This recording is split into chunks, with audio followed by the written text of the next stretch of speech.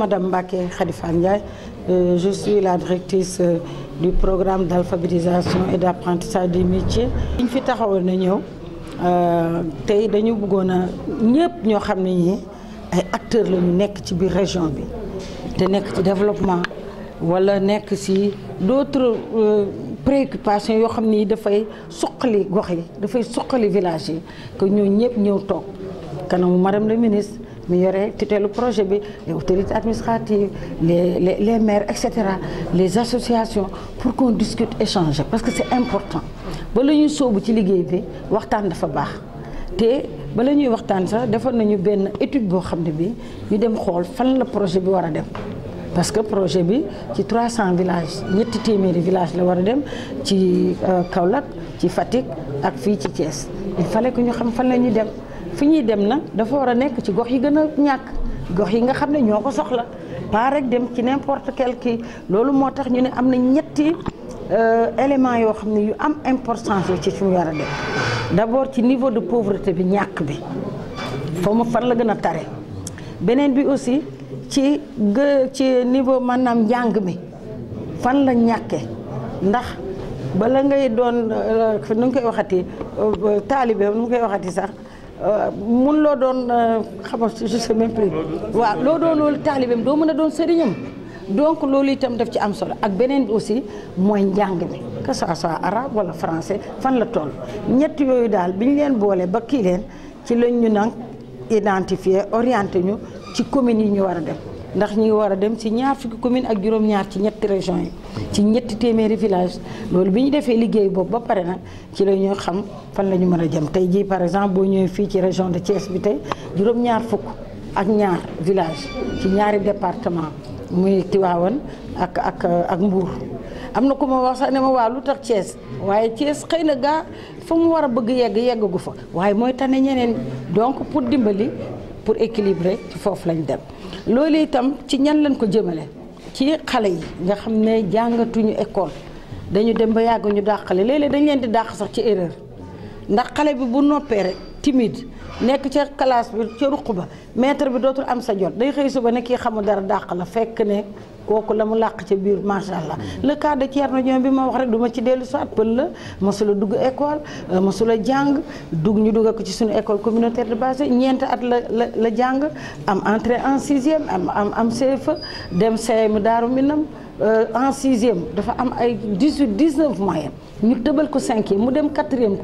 delluwaat 18-19 ren la am BFM raw ca centre ba tey mi ngi seconde te kooku mosul dugg école xam nga loolu léeg-léeg ñu dàq leen juum donc xale yooyu nga xam ne dañ leen teel a dàq dañ leen di jëlaat may leen seen chance xale yi mosul dugg école surtout jigéen ñi ñu jël leen ak xale yi nekkoon ci daara jàng ba mokkal alxuraan di taxawaalu ni parce que amuñu lu ñu def ñooñu la programme bi jël dimbali leen pour tette leen ñii dañuy continuer jàng ci école bi wala ci arabe bi ñi nga xam ne dañu âgé ñu jël leen tàggat leen ba ñu am métier ñu nekk ay jeunes entrepreneurs toog ci seen village xam nga kooku kenn taxawaaloo jeunes yi aussi c'est la même chose jeunes yi tey jii chômage bi ñàkk liggéey bi jaaxal na ñëpp jaaxal famille yi jaaxal état ñoom ci seen bopp jaaxal leen ak itam ñi nga xam ne bi dañu obligé nekk ay délinquants duñu ko bëgg sax mais duñu xam lu ñuy def ñu dugg ci loolu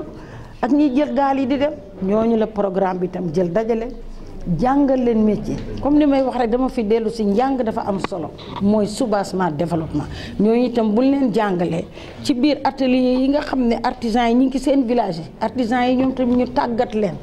may leen jumtukaay aménager la ba ñu doon atelier école fa la ñuy dugal xale yi ñu jàngal leen fukki weer ak ñeent fukki weer ak juróom-ñett xale yooyu dañuy mën a am CAP comme ñu nekk lycée de la Fosse dañuy am ay certificats yoo xam ni comme ñu nekk ci yeneen école de formation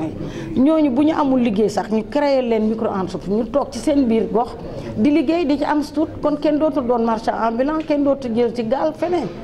c'est les femmes aussi jigéen ñi ni ngi nekk ci activité bu ne ñu ngi ci xëy suba ak ngoon lu ñu liggéey ci biir kër dem jaay ko ca luuma ba ñeenti téeméer lañ ci am ñaar téeméer loolu jëriñu lu bëri xal ñooñu jigéen ñi tam dañ leen tàggat jàngale leen ba ñu mokkal mën li ñuy def mën bind alphabétisation gestion xamee capital bi ak intérêt bi ba pare itam ñu jox leen jumtukaay ubbi bureau comme ñun di fa liggéey di xëy di dem di tëj ak di tijji ñooñu tey ñu ngi ci niveau boobu madame le ministre ni dafa bëgg ñu doon tey ji ay femmes yu dem bitim réew wutali seen bopp financement nekk ay femmes yoo xam ne dañuy créer ay centres commerciaux comme góor ñi nekk femmes yoo xam ni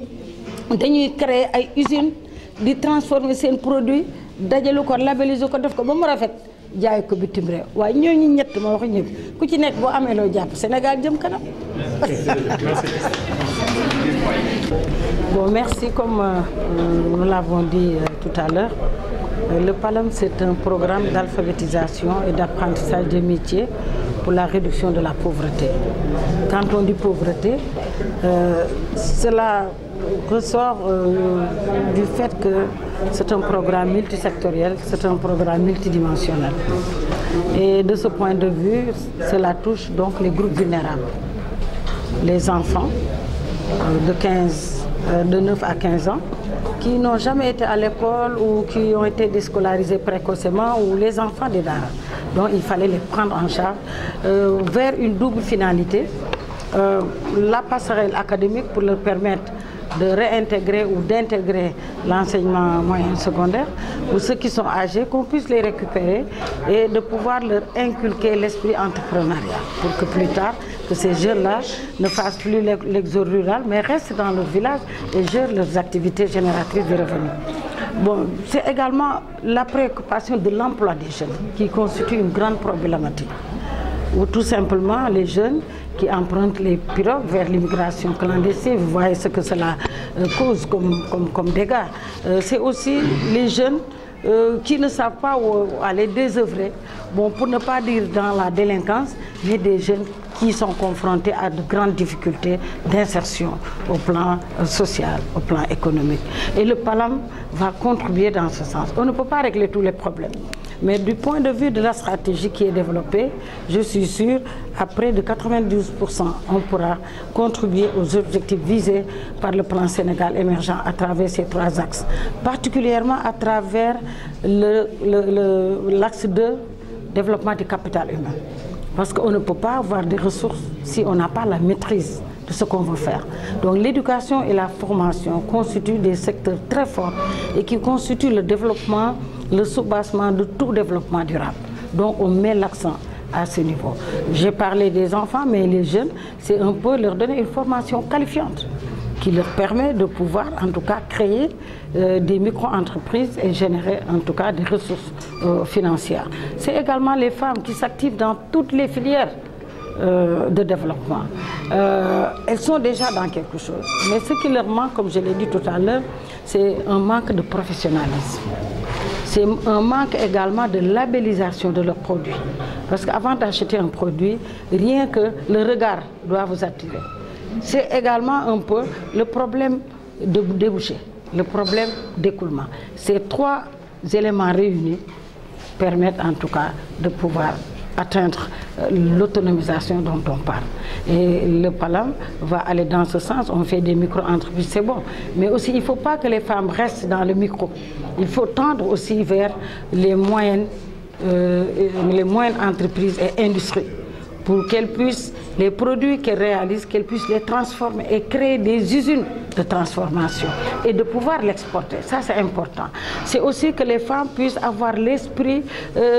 d'exportation et l'esprit de création d'unités